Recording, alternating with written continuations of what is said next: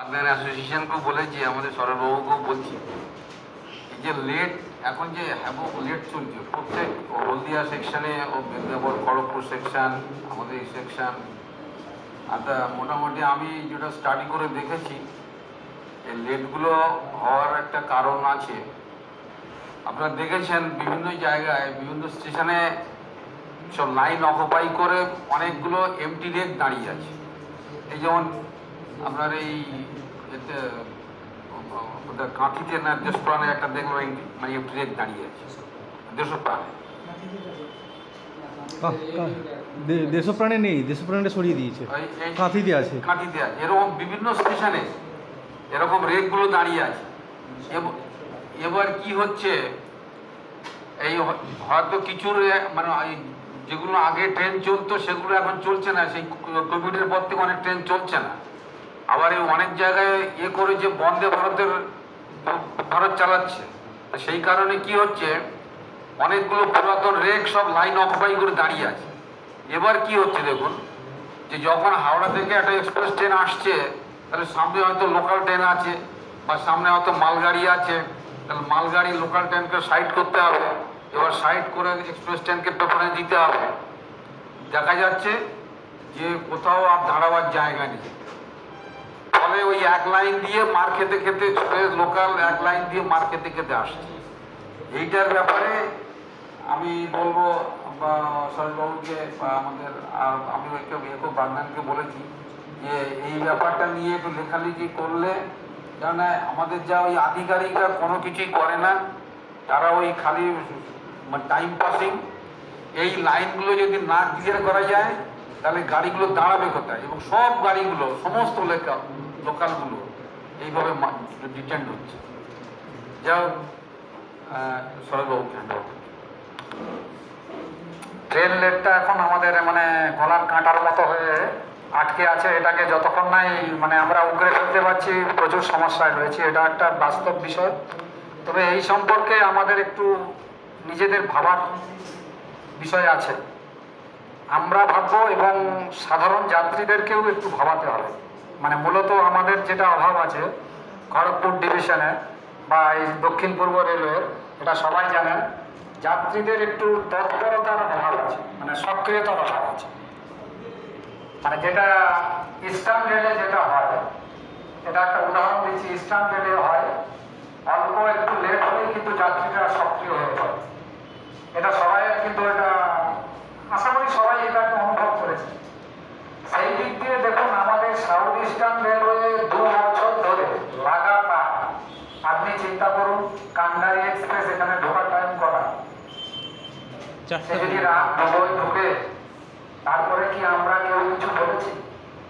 নীরবে সহ্য করেছি। এই নীরবতাকেই রেল দুর্বলতা ভেবে নিয়েছে, এই নীরবতাকেই রেল দুর্বলতা ভেবে, যেটা আমি অনেক প্যাসেঞ্জারকে বলি, আমাকে হোয়াটসঅ্যাপে অনেকে মেসেজ করে দাদা কিছু করুন, আবার কেউ ফেসবুকে লিখে দাদা আপনারা কি করলেন অ্যাসোসিয়েশন। আমি তাদেরকে বলি আমরা অ্যাসোসিয়েশন মানে কত, আমি যদি দীঘা ইউনিটের ধরি 15 জন সদস্য। আমরা অ্যাসোসিয়েশনটা কেন করেছি? মানুষকে সংগঠিত করার জন্য, মানুষের দাবিগুলো রেলের কাছে তুলে ধরার জন্য। আর একটা অ্যাসোসিয়েশনের ক্ষমতা শুধু ওই 15 জনকেই ধরে কি হবে? তার পাশে যদি সাধারণ যাত্রীরা না দাঁড়ায় সে কোনোদিন কাজ করতে পারবে? আপনি একটা বলুন, একটা রাজনৈতিক দল সরকারে যায় কিভাবে? ওই কয়েকটা নেতা মিলে কি সরকারে যেতে পারবে? তার পাশে অগাধ জনসমর্থন থাকে বলেই সে সরকারে গিয়ে নীতি নির্ধারণ করতে পারে। পার্টির সদস্য নয়, কিন্তু একটা যে কোনো রাজনৈতিক দলের সদস্য সংখ্যা কত? আমি ধরছি 2 কোটি, ভোট পায় কত? 10 কোটি। তার মানে কি 10 কোটি মানুষের সমর্থন আছে বলেই সে সরকারে যেতে পারছে। সরকারে গিয়ে এই জনগণের দাবিগুলোকে তারা ওখানে গিয়ে ইমপ্লিমেন্ট করছে। সেই রকম আমাদেরও সেই রকম, আমরা 15 জন এখানে, 15 জন কি আমরা নীতি নির্ধারণ করতে পারি? পারি না। 15 জন মিলে একটা রেলের, এই বিশেষ করে স্যার যে বললেন রেলের অফিসারদের সাইজ করা যায় না, এদেরকে সাইজ করতে গেলে একটু আরো বেশি সমর্থন, মানুষের সমর্থন দরকার, সেইটা আমাদের সেকশনে অভাব করছি। এই জিনিসটা আমরা যেমন সদস্য হিসাবেও আমরা মানে এটাকে আরো অখণ্ড সমর্থন অ্যাসোসিয়েশনকে দেবো, তেমনি প্রত্যেক সদস্যরও একটু দায়িত্ব নিয়ে আরো প্যাসেঞ্জারকে যাতে এই বিষয়গুলো ইনভলভ করানো যায় সেইটা আমাদেরকে কথা। নইলে কিন্তু দেখুন আমরা এখানে চিৎকার করছি, আমরা মিটিং করলাম, বা আমি এই তো কয়েকদিন আগে ডিআরএম এসেছিল হলদিয়াতে, আমি সরাসরি ওনার কাছে গেলাম, 1-2 মিনিট উনি উঠে যাচ্ছেন গাড়িতে, সেই সময় স্যার এইটার ব্যাপার, উনি বললেন হ্যাঁ দেখছি। উনি দেখছি বললেন, ব্যাস চলে গেলেন, উনি আর কিছু দেখবেন না আমি জানি। এটা হচ্ছে ওনার নক করা, আমি গিয়েছি যে বারে বারে নক করা। ভবিষ্যতে যদি আমি একটা কড়া পদক্ষেপ নেই, আমি তো বলতে পারবো স্যার আপনাকে কিন্তু 2বার বলেছিলাম, আপনি কিন্তু আমার তবে কাম দেয়নি, আপনি এখানে আমাদের আর কিছু করার নেই, আমাদেরকে মানে সব মানে কড়া পদক্ষেপ ছাড়া, আমাদের কড়া সিদ্ধান্ত নেওয়া ছাড়া আমাদের উপায় নেই। এইটাই হচ্ছে বিষয়, মানে আমাদেরকে সক্রিয় হতে হবে, সেই সঙ্গে আরো প্যাসেঞ্জারকে এই বিষয়গুলোতে ইনভলভ করাটা। আমরা বোধহয় তমলুকে বসেছিলাম, মধুবাবু জানেন, কিছু জেনারেল প্যাসেঞ্জারকে নিয়ে মিটিং করেছিলাম, তারা আমাদেরকে মানে সোশ্যাল মিডিয়ায় থামতে দিচ্ছিল, দাদা একটা কিছু করুন আমরা পাশে আছি, আপনি অবরোধ করুন, আমাদের সরাসরি বলছে আপনি রেল অবরোধ করুন আমরা আপনার পাশে আছি। তা আমি বললাম রেল অবরোধ তো হুড়াট করে ডেকে দেওয়া যাবে না, করে করা যাবে না, তাহলে আমাদেরকে সেইভাবে সংগঠিত হতে হবে, একটা প্রসিডিওর আছে। আমি হুট করে ট্রেনের সামনে দাঁড়িয়ে যেতে পারি না, তো তাহলে তো আমাকে কেস দিয়ে দেবে, আপনি সরকারি কাজে বাধা দিচ্ছেন, কেস দিয়ে আমাকে জেলে ঢুকিয়ে দেবে। তা আমাকে সেই প্রসিডিওরে যেতে হবে। আমি ওনাদেরকে একবার মিটিংয়ে ডাকলাম, আপনারা আসুন, একটা আলোচনা করে সার্বিকভাবে আমরা একটা সিদ্ধান্ত নেবো, একটা কিছু কর্মসূচি নেবো। ওনাদেরকে ডাকলাম, অনেকে বলবো এসে বলছে হ্যাঁ একটা অবরোধ ছাড়া কোনো সমস্যার সমাধান নেই, তো অবরোধ ছাড়া শুনবে না। আমি এবার সবাই বক্তব্য শেষ হবো, আমি বললাম আচ্ছা বলুন আমি অবরোধ রাখবো, কে কে আমার পাশে থাকবে, সব স্টপ। হ্যাঁ এইটা যে বলছেন এইটা একটা বিষয়। সে বলছে আমি তো চাকরি করি, রবিবার একটা সময় পাই, সপ্তাহে 7-6 দিন আমার ডিউটি কেটে যায়, রবিবার আমাকে একটু ফ্যামিলিতে সময় দিত। আমি ধরেন ফ্যামিলিকে প্রত্যেকে আমাদেরও সময় নিতে প্রত্যেকে দিতে হয়, তারই মধ্যে দেখুন আপনি যদি প্রতিদিন 2 ঘন্টা দেরিতে গাড়ি পৌঁছান, তার জন্য একদিন ব্যয় করলে যদি ওই 2 ঘন্টাটা আপনার সেভ হয়, তাহলে সেটা করা উচিত।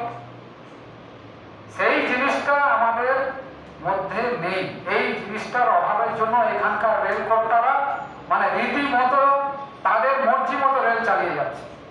আর আমাদের হলদিয়া সেকশনকে দমে মালগাড়ি চালাচ্ছে, মালগাড়ি চালিয়ে রেলের আয় বাড়ছে, দেখিয়ে দিচ্ছে, প্রমোশন চলে যাচ্ছে। প্যাসেঞ্জার নিয়ে তো কোনো চিন্তা হয় না। প্যাসেঞ্জারের আপনি বর্দায় 1 ঘন্টা দাঁড়িয়ে আছে ট্রেনটা, বর্দা স্টেশনে একজন প্যাসেঞ্জার বললো বর্দায় 1 ঘন্টা দাঁড়িয়েছিল। তোমরা স্টেশন ম্যানেজারকে জিজ্ঞাসা করলে না কেন ট্রেনটা দাঁড়িয়েছে? হ্যাঁ আসুন, আচ্ছা একটু বলতে নমস্কার। আমাদের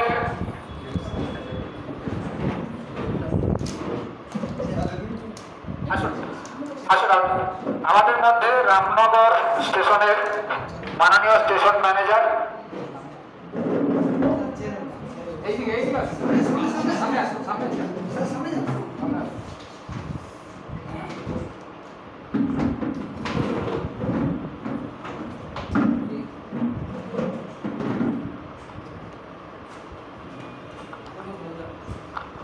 রামনগর স্টেশনের মাননীয় স্টেশন ম্যানেজার উনি এসছেন, নাম প্রণব হালদার।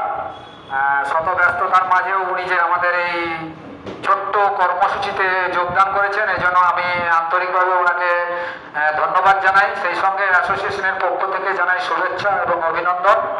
যাই হোক, আমি যেটা বলছিলাম, আমাদেরকে একটু সক্রিয় হতে হবে, সেই সঙ্গে যাত্রীদের মানে সাধারণ যাত্রীদের একটু আমাদের সঙ্গে এই বিষয়গুলোতে ইনভলভ করাতে হবে, এটা হচ্ছে মূল বিষয়। এরপরে আমি মধুবাবুকে আমি বক্তব্য রাখার জন্য অনুরোধ করছি, কেশবপুর ইউনিটের সভাপতি মধুসূদন সামন্ত মহাশয়কে।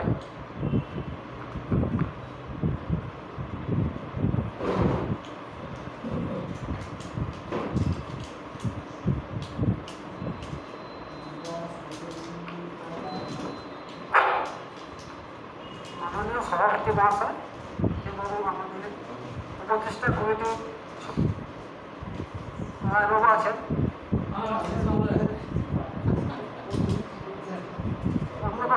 স্টেশন ম্যানেজার এবং আমাদের সভাপতি সম্পাদক মহাশয় সবাই উপস্থিত আছেন, দীঘা লিমিটেড কর্মকর্তা এবং সমস্ত সদস্য সবাইকে আমার নমস্কার। আমি কিছু বলছি যে আজকে অ্যাসোসিয়েশনে চালাতে গেলে আমাদের সর্বোপরি সবাইকে একতার সঙ্গে না কাজ করলে কোনো কিছু কিন্তু আমরা করতে পারবো না। যে কিছু কাজ করতে চাইলে ছোটোখাটো কাজগুলো যদি করতে যাই সেটা আমাদেরকে তো আগে নিজেদেরকে একাত্ম করতে হবে। একাত্মবোধ যদি না হতে পারি তাহলে আমরা কাজের পক্ষে কোনো সময় সম্ভব হচ্ছে।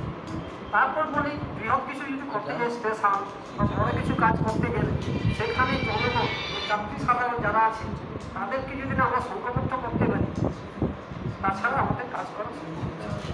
ছোটোখাটো কাজগুলো আমরা করে যাচ্ছি, যেমন কোনো স্টেশনে কোনো ল্যাটিন নেই, কোনো অ্যাপ্রোচ নেই, স্কুলে হয়তো লাইন নেই, সেট ভেঙেছে, এইগুলো হয়তো করতে পারি। কিন্তু বৃহৎ কিছু কাজ করতে গেলে আমাদের যাত্রী শাসন যদি না আমাদের সঙ্গে সহযোগিতা করে আমাদের পক্ষে কাজটা বড় অসম্ভব হতে পারে। আর বলি আর সংগঠনকে যদি বাড়াতে পারি, প্রত্যেকটা সংগঠনে যদি তার মেম্বার সংখ্যা বাড়াতে পারে তাহলে ইউনিটের সঙ্গে ইউনিট বাড়ানো এবং সেই সঙ্গে সঙ্গে আমাদের যদি সদস্য সংখ্যা বাড়াতে পারি তবে ইউনিটটা বড় হবে এবং আরও সাধারণ তার টেনে আনতে পারে। এই জন্য বলছি যে আমাদের সংগঠনকে বড় করতে হবে, ইউনিট বাড়াতে হবে, প্রত্যেক সংগঠনকে একটা দায়িত্ব নিয়ে করতে হবে যে প্রত্যেক সংগঠন প্রত্যেক সদস্য যদি মিনিমাম বছরে 3টে করে যদি সদস্য আনতে পারে তাতে করে অনেক সদস্য সংখ্যা বেড়ে যাবে, একটা সংগঠন হবে অনেক সদস্য হবে এবং ইউনিট আরও ভালোভাবে চলতে থাকবে। আর্থিক দিকটাও অনেকটা সুবিধা হবে, এবং ইউনিট চালাতে গেলে আর্থিক দিকটাও তো দেখতে হবে। একটা ইউনিটের 5 জন সদস্য কত টাকা চালাবে, তাতে ইউনিট চলবে। ওই 5টা সদস্য যদি 3 জন করে সদস্য বাড়ায় তাতে করে অনেক বেড়ে যায়, ইউনিটের আর্থিক দিকটাও বাড়ে, কাজ করতেও সুবিধা হবে। তাহলে এইসব কাজ করতে গেলে আর্থিক দিকটাও দরকার। শুধু আমি সংজ্ঞান করলাম তাতে তো কাজ হবে, এমপির কাছে যাওয়া, চিঠি চাটা করা, সেসব খরচ খরচা আছে। সেই জন্য ইউনিট চালাতে গেলে এগুলো আমি বলবো যে আমাদের প্রত্যেকটা ইউনিটে যে সদস্যরা আছেন তারা যদি মাথায় রাখেন যে 3টে করে সদস্য বাড়ায় অনেক সমস্যা হয়ে যাবে, আর্থিক দিকটা সুবিধা হবে। আর অনেক কিছু সমস্যা আছে, সেসব সমস্যা কাটিয়েও কাজ করতে হবে। তবে সবচেয়ে বড় কথা কিছু উন্নতি করতে গেলে সবাইকে এগিয়ে আসতে হবে। শুধু আমরা মেম্বাররা এসে গেলে হবে না, সদস্যরা এগুলো হবে না, জনসাধারণকে এবং যাত্রী সাধারণকে এগিয়ে আসতে হবে।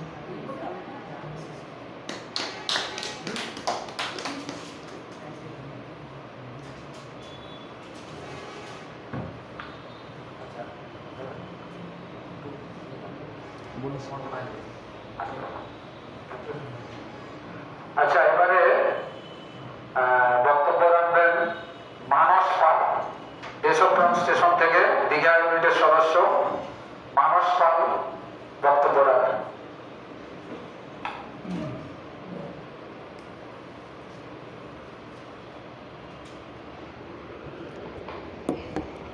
নমস্কার সবাইকে। সবাইকে যথাযোগ্য সম্মান জানিয়ে আমি 2-4 কথা বলতে চাই। আমাদের দীঘা সেকশনে আমি খুব প্রথম থেকেই ফলো করতাম যে রেলের প্রতি একটা ভালোবাসা প্রথম থেকেই ছিল। কারণ যখন আমার বাড়ি ভগবানপুর থেকে যখন আমি হায়ার এডুকেশনের জন্য কলকাতায় গেলাম, তারপর থেকে প্রথমে বাসেই যেতে শুরু করেছি, কারণ ট্রেনের প্রতি আমার এত জানতাম না, একদম গ্রাম্য ছেলে তো, বাড়ির লোকও সেরকম কোনোদিন ট্রেনের ব্যাপারে এত কিছু বোঝায়নি, কারণ ভয় লাগতো কি না ট্রেনে রিস্ক আছে, এই এরকম একটা ভয় ছিল, ভয় দেখানো হয়েছিল। তারপর যখন আমি 4-5 বার যাতায়াত করলাম, একদিন রিস্ক নিয়ে ট্রেনে যাতায়াত করলাম। তো ট্রেনে যাতায়াত করার প্রথম জার্নিটায় এত সুন্দর লাগলো এবং এত সভ্যভাবে যাতায়াত করলাম যাতে মেমোরেবল হয়ে গেল আমার কাছে। তারপর থেকে রেলের প্রতি একটা ভালোবাসা, রেলে জার্নি করা, এবং একটা কি যেমন আমরা রাস্তা দিয়ে গেলে একটা ধুলোবালি যেমন আমাদের একটা দূষণের মধ্যে দিয়ে যেত, রেলে খুব একটা তত একটা পাওয়া যেত না। তো এটা একটা আরামদায়কের সঙ্গে সঙ্গে একটা মুক্তভাবে যাতায়াত একমাত্র রেলেই পেয়েছি। তারপর থেকে রেলের প্রতি ভালোবাসা, এবং পরে আমাদের সেকশনের প্রতি একটা ভালোবাসা, যে একটা দীঘা লোকাল কখন দিল, নতুন টাইম টেবিল বেরোলে তা খুঁজে বের করা, যে আমাদের দীঘা লোকালের কোনো টাইম চেঞ্জ হলো কিনা, নতুন লোকাল এলো কিনা, হ্যাঁ, আর কি কি গাড়ি এলো, বা সেই গাড়িগুলো যখন এক্সপ্রেস আসছে সেই এক্সপ্রেসগুলো কোথায় কোথায় স্টপেজ দিচ্ছে। তো আমার দেশপ্রাণ সেশন, তো সবসময় আমি ওই এক্সপ্রেসটা এখানে দাঁড়াতো না, কান্ডারিটা দাঁড়াতো, সেটা আবার পরে চেঞ্জ হয়ে গেল। একটা আনন্দ মন খারাপ দুটো নিয়েই থাকতো। পরে আমি সোশ্যাল মিডিয়ায় ঘেটে রেলের অনেকগুলো ফেসবুক পেজ থাকে, সেই পেজগুলো ফলো করলাম। আস্তে আস্তে আস্তে আস্তে সরোজবাবুর নামটা আমার জানা গেল, ঠিক আছে। পরে আবার রেলের আমাদের দীঘা সেকশনে কিছু আপডেট পাওয়া যেত, তখন আমি কল্যাণবাবুকে চিনতে পারলাম। পরে রেলের গ্রুপে আমি জয়েন করলাম এবং সদস্য করে দিলাম। কিন্তু নিয়ে দেখলাম যে এই সেকশনে উন্নতি করতে গেলে একটু সময় লাগবে, কারণ একদিনে উন্নতি ঘটানো যায় না, বা এক মাসের মধ্যে উন্নতি ঘটানো যায় না, বা এক বছরের মধ্যে উন্নতি ঘটানো যায় না। আমিও নিজে অ্যাপ্লাই করেছি, মেল করে জানিয়েছি যে এই সমস্যা আছে, এই লোকালগুলো চাললে ভালো হতো, এই এক্সপ্রেসের এখানে স্টপেজ দিলে ভালো হতো। কিন্তু দেখলাম যে এইভাবে আসে না, জাস্ট কনসিডারেশন, খালি একটা রিপ্লাই আসতো কনসিডারেশন। যখন আমরা এই ইউনিটের সঙ্গে যুক্ত হলাম, এই স্টেশনে লাইট নেই, ওই স্টেশনে জল নেই, এই স্টেশনে যাতায়াতের যে অ্যাপ্রোচ রোড আছে সেটা খারাপ, সেইগুলোতে ছোটোখাটো প্রবলেমগুলো সেগুলো দেখলাম যে টুইটার করে বা জানিয়ে সমাধান হচ্ছে। তো আর একটা জিনিস বুঝতে পারলাম যে আমরা সদস্য তো হয়েছি, কিন্তু সদস্যর যে পরিকাঠামো, মানে সদস্য সংখ্যা যতক্ষণ না বাড়ানো যাচ্ছে, দাবি ততটা জোরালো হচ্ছে। তো আমাদেরকে নিজেদের দায়িত্ব, আমরা খুব টাইম দিতে হবে, সময় দিতে হবে এমনটা নয়, যে পরপর একজনকে যদি আমরা যুক্ত করতে পারি, সদস্যর সংখ্যাটা যাতে বাড়াতে পারি, তাতে কি হবে না আমরা একত্রিত হব, একত্রিতভাবে দাবি জানাতে পারবো, সংঘবদ্ধ হয়ে দাবি তুলতে পারবো। তাহলে নতুন নতুন যে আমাদের যে আশা আকাঙ্ক্ষা আছে রেলের প্রতি, বা আমাদের নতুন আমাদের সেকশনের প্রতি, ঠিক আছে, সেগুলো বাড়বে। যেমন রেল প্রজেক্টকে আমরা জলের সঙ্গে যুক্ত করতে চাইছি, তার যে দাবিগুলো আছে সেইগুলোকে আমরা ভালো করে জোরালোভাবে দাবি করতে পারবো। এবং আমাদের মধ্যে যারা আছেন এখন বর্তমানে, তাদের মধ্যেও সংঘবদ্ধ থাকতে হবে, এবং কি বিবেচনায় রেলকে আমরা মেল করব, চিঠি করব, বা কার কোন ব্যক্তিবর্গকে আমরা চিঠির কপি দেব, এগুলো ভাবনা চিন্তা করার বিষয় একটা আছে। তো সবাইকে বলবো যাতে একটু সচেতন থাকি, আমরা সময় না দিতে পারি, গ্রুপের মধ্যে আছি, একটুখানি ফলো করি, একটু রেসপন্স করি, তাহলে কিন্তু আমাদের এই দীঘা সেকশনটা, দীঘার ইউনিটেড সেকশনটা তাহলে অনেকটাই উন্নতি হবে। ঠিক আছে, সবাইকে ধন্যবাদ জানিয়ে আমি আমার ছোট বক্তব্য একটু শেষ করছি।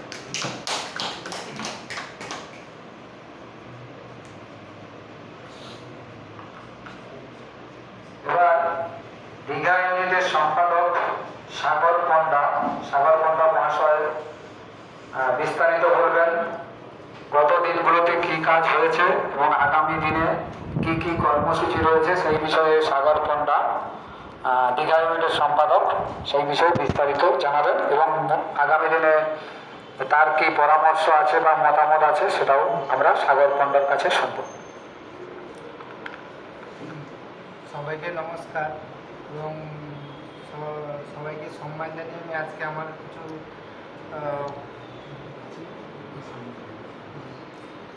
তো আমি বলবো যে প্রথম থেকে আমি ট্রেনের ছোটোবেলা থেকে আমার ট্রেনের প্রতি প্রচুর টান। আগে আমি অতটা যাতায়াত করতাম, কিন্তু স্টেশনে যাওয়া বা রেলের সম্বন্ধে জানার সময় আমার ছিল না। লকডাউনে থেকে বাড়িতে বসে আমি যতটুকু তথ্য রেলের সম্পর্কে যাচাই করেছি, তারপর আস্তে আস্তে জানলাম যে রেলের আমাদের দীঘা সেকশন খুবই অবহেলিত। যে পরিমাণ ট্রেনের প্রয়োজন, আমাদের দীঘা একটি আন্তর্জাতিক পর্যটন স্থল, তবুও সেই পরিমাণ ট্রেন কিন্তু আমাদের এই সেকশনে নেই এবং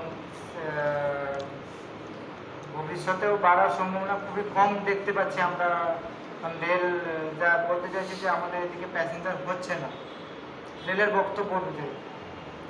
আমরা চাইবো যেন আরও কিছু ট্রেন বাড়লে হয়তো প্যাসেঞ্জার আরও বাড়বে। যে পরিমাণ আমাদের এদিকে বাসের সুবিধা আছে আমাদের এই পূর্ব মেদিনীপুর জেলায়, সেই কারণে আমাদের ট্রেন যাতায়াত সাধারণ মানুষ খুবই কম ব্যবহার করে।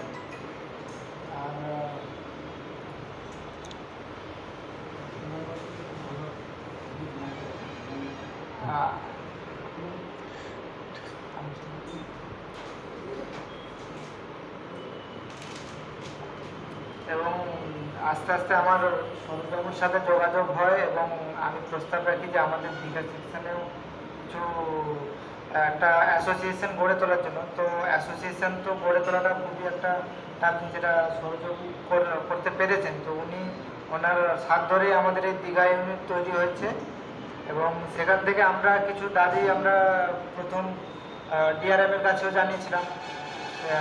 তারপর আস্তে আস্তে আমাদের কিছু পার্সোনাল কাজের জন্য দীঘা ইউনিট কিছুদিন অসক্রিয় হয়ে পড়েছিল, যে আবার আমরা আস্তে আস্তে কর্মকাজ শুরু করেছি। নতুন সদস্য সবার সাথে সবাইকে জয়েন করানো হচ্ছে এবং আমরা কিছু দাবি নিয়ে আমরা সাংসদের কাছেও গেছি, বিধায়কের কাছেও গেছি, আমরা নানা রকম স্টেশনেও গিয়ে আমরা দিয়েছি জমা। এবং আমরা চাইবো যে আমাদের যে দ্রুত দাবিগুলো আছে সেগুলো যেন হয় এবং আমাদের দীঘা সেকশনটি যেন খুবই দ্রুততার সাথে উন্নয়নটা হয়।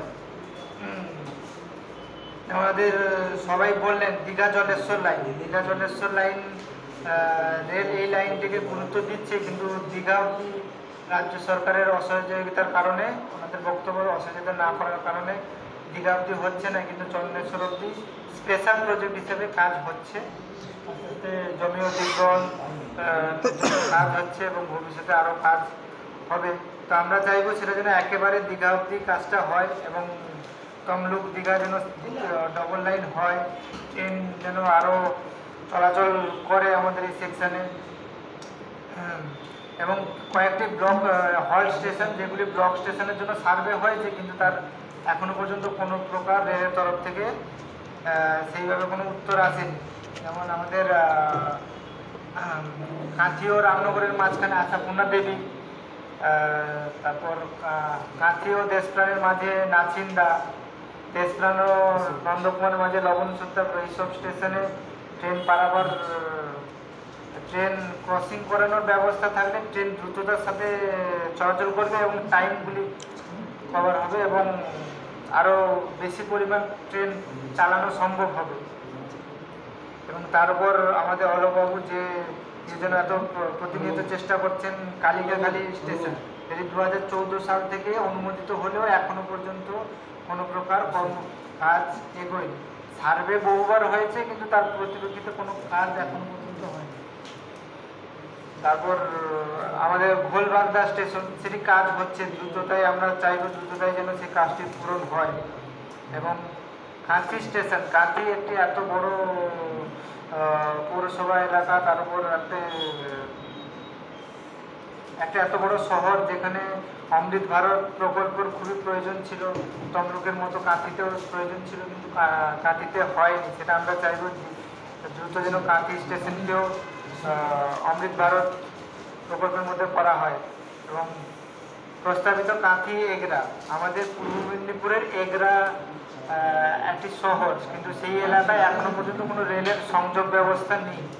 তো কাঁথি এগরা একটি প্রকল্প রেলের কাছে আছে, কিন্তু তার কোনো এখনো পর্যন্ত কোনো কর্মকাজ শুরু হয়নি। তো আমরা চাইবো সেই সব কাজ যেন দ্রুত এবং হয় এবং তাড়াতাড়ি এগরার মানুষও যেন রেলের সুবিধা সুযোগ সুবিধাগুলো পায়। এবং আমাদের এই স্টেশনে কিছু ইয়েতে টয়লেট একদম নেই, কোনো স্টেশনেই নেই। যে হল স্টেশন হোক আর ব্লক স্টেশনে 1 নম্বর প্ল্যাটফর্মে থাকে, কখনো ঠিকঠাক থাকে না, কখন বন্ধ থাকে, কখন খোলা থাকে, আর ঠিক থাকে না। এবং 2 নম্বর প্ল্যাটফর্মে বহুবার ট্রেন ঢুকে এবং অনেকক্ষণ দাঁড়িয়েও থাকে। সেই টাইমের মধ্যে সাধারণ যাত্রী ট্রেন থেকে নেমে টয়লেট করার জন্য 1 নম্বর প্ল্যাটফর্মে যেতে পারেন না এবং প্রচুর অসুবিধায় অনেকজন ট্রেনও মিস করেন। সেই জন্য কাঁথি দেশপ্রাণে নতুন হয়েছে টয়লেট 2 নম্বর প্ল্যাটফর্মে, নন্দকুমারেও 2 নম্বরে আছে। তো কাঁথি আর রামনগরে আমরা চাইবো 2 নম্বর প্ল্যাটফর্মের জন্য টয়লেট ব্যবস্থা হয়। এবং দীঘা স্টেশন, আর সবথেকে বড় ব্যাপার হচ্ছে আমাদের সেকশনের দীঘা স্টেশন, সেই স্টেশনের প্ল্যাটফর্ম সংখ্যা এতটাই কম যে ট্রেনের যাতায়াত করার মতো ঠিকঠাক ব্যবস্থা নেই। বিশেষ করে রবিবার এত পরিমাণ চাপ থাকে যে ট্রেনকে একটা প্ল্যাটফর্ম থেকে বের করে অন্য প্ল্যাটফর্ম থেকে আবার লুপ লাইন এইভাবে ট্রান্সফার করে করে চালানো হয়। সে কারণে আমরা চাইবো যেন নতুন অন্ততপক্ষে একটি প্ল্যাটফর্ম করা এবং আমাদের দীঘা স্টেশনের 1 নম্বর যে প্ল্যাটফর্মটা শুধুমাত্র লোকাল ট্রেন এবং আসানসোল এক্সপ্রেস ছাড়া ঢোকানো সম্ভব হয় না ছোটো থাকার কারণে। তো সেই 1 নম্বর প্ল্যাটফর্মটাকে এক্সটেন্ড করে লম্বা করা যাতে বড় এক্সপ্রেস ট্রেন ঢোকানো যায় এবং দীঘাতে ট্রেন এক্সপ্রেস ট্রেনের মেনটেনেন্স করা যাতে নতুন নতুন ট্রেন আমাদের দীঘা থেকে আমাদের পূর্ব মেদিনীপুরের মানুষ যাতে সুবিধা পায়, দূরপাল্লার ট্রেন চালানো যেতে পারে, যেমন দিল্লি ধরুন, ব্যাঙ্গালোর বা মুম্বাই বড় বড় শহরে যাওয়ার জন্য ট্রেন আমাদের দীঘা থেকে চালানো যায়, সেই ব্যবস্থা যেন হয়। এবং সব থেকে বেশি যে ডিমান্ড বিকেলে আমাদের একটাই লোকাল দীঘা থেকে ফেরার জন্য। এক্সপ্রেস ট্রেন আছে বাকি 3 দিন, ওই 3 দিন তো মানে সমস্ত স্টেশনে দাঁড়ায় না, শুধুমাত্র দীঘার পর কাঁথিতে দাঁড়িয়ে একদম তমলুক। বাকি স্টেশনের যাত্রীদের অনেক অসুবিধা হয় যাতায়াত করতে। কিছু মানুষ কর্মের জন্য যায়, মানে ট্রেন আসার সময় ব্যবহার করে লোকাল ট্রেনে, কিন্তু যাওয়ার সময় ট্রেন না থাকার কারণে ওনাদেরকে বাসে বাড়ি ফিরতে হয়। সে কারণে আমাদের এই ট্রেনটিকে যদি একটু সময় পরিবর্তন করে প্রতিদিন চালানো হয় তাহলে অনেক মানুষেরই সুবিধা হবে। এবং পাহাড়িয়া এক্সপ্রেস আমাদের পশ্চিমবঙ্গের এমন একটি ট্রেন যেটি পশ্চিমবঙ্গের উত্তরবঙ্গ এবং দক্ষিণবঙ্গকে একসাথে সংযোগ করে তুলেছে। সেই ট্রেনটি প্রচুর পরিমাণে মানুষ চাইছেন যে ওই ট্রেনটি প্রতিদিন চলুক, প্রতিদিন না হোক সপ্তাহে অন্তত 2 থেকে 3 দিন চললে বহু মানুষের সুবিধা হবে উত্তরবঙ্গ এবং দক্ষিণবঙ্গ সরাসরি যাতায়াত করার জন্য। এবং তারপরে খড়গপুর বিল্লুপুরম এক্সপ্রেস, এই ট্রেনটি বহুদিন ধরে কথা চলছে যে দীঘা অবধি এক্সটেন্ড করা হবে, কিন্তু তার কোনো প্রকার সেইভাবে কাজ হয়নি। সেই ট্রেনটি এক্সটেন্ড হলে আমাদের দীঘা থেকে চললে আমরা সাধারণত অসুস্থদের চিকিৎসার উদ্দেশ্যে আমরা ভেলোর ইত্যাদি এলাকায়, ব্যাঙ্গালোর ইত্যাদি এলাকায় সহজেই যাতায়াত করতে পারবো। আর আমাদের সকালে দীঘা আসার জন্য একটি মাত্র ট্রেন, মেছেদা দীঘা লোকাল। সেই ট্রেনটি যদি কেউ মিস করে যায় বা কারো ট্রেন লেটের কারণে মিস হয়ে যায় তাহলে ওনাকে অপেক্ষা করতে হবে দুপুর 2:15-তে দীঘা লোকাল, বা ওই 3 দিন তো ওই ট্রেনটি থাকে না, একদম সন্ধ্যা 6টায় ট্রেন থাকে। তো সেক্ষেত্রে আমরা চাইবো মেছেদা লোকালের পরে আরেকটি যেন লোকাল ট্রেন হয়, যাতে যে মানুষরা ট্রেন মানে মেছেদা লোকাল ধরতে না পারবেন না বা কারো সমস্যার জন্য আসতে পারছে না, মেছেদা লোকাল ট্রেন ধরতে পারছে না, তার পরবর্তীতে যেন সেই ট্রেনটা ধরে দীঘা মানুষ পৌঁছাতে পারে। আরেকটি হচ্ছে আমাদের এই পূর্ব মেদিনীপুরে প্রচুর মানুষ সকালবেলা অফিসে কলকাতায় অফিসে যাতায়াত করে। তো সেক্ষেত্রে আমাদের যে প্রথম লোকাল সেই ট্রেনটি সাঁতরাগাছি পৌঁছাতেই 10টার টাইম থাকলেও 11টা বেজে যায়, কখন 11টা পেরিয়ে যায়। তো সেক্ষেত্রে অনেক সময় সাধারণ মানুষ অফিস টাইমে পৌঁছাতে পারেন না। তো সেক্ষেত্রে আমরা চাইবো দীঘা থেকে যেন ভোরের দিকে লোকাল থাকে, যে 9টা-10টার মধ্যে হাওড়া সরাসরি মেমু লোকাল যদি দেওয়া হয় সেটাই সরাসরি হাওড়া যাওয়ার জন্য। ঠিক আছে।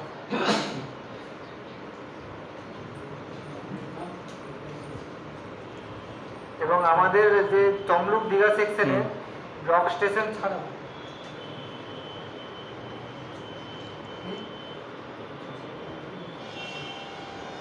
তো আর আমি এই বলে আমার আপাতত শেষ করছি, বাকি আমার সহযোগ।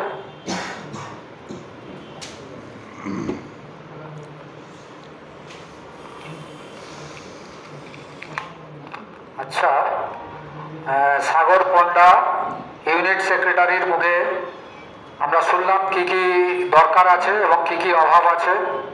তা আগামী দিনে ওনার আমরা সবাই আগামী দিনে যে কর্মসূচিগুলো, এগুলো আমাদের যে দাবি, যেগুলো সাগর বলল, সেইগুলো নিয়ে আগামী দিনে আমাদেরকে কর্মসূচি নিতে হবে।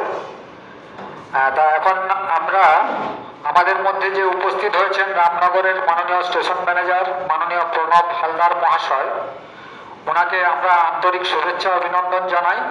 কারণ আমরা প্যাসেঞ্জার অ্যাসোসিয়েশন আর ওনারা রেলের আধিকারিক স্টাফ, আমাদের এই কখনো কখনো আমরা বিপরীত মেরুতে দাঁড়িয়ে যাই, এমন একটা পরিস্থিতি হয়।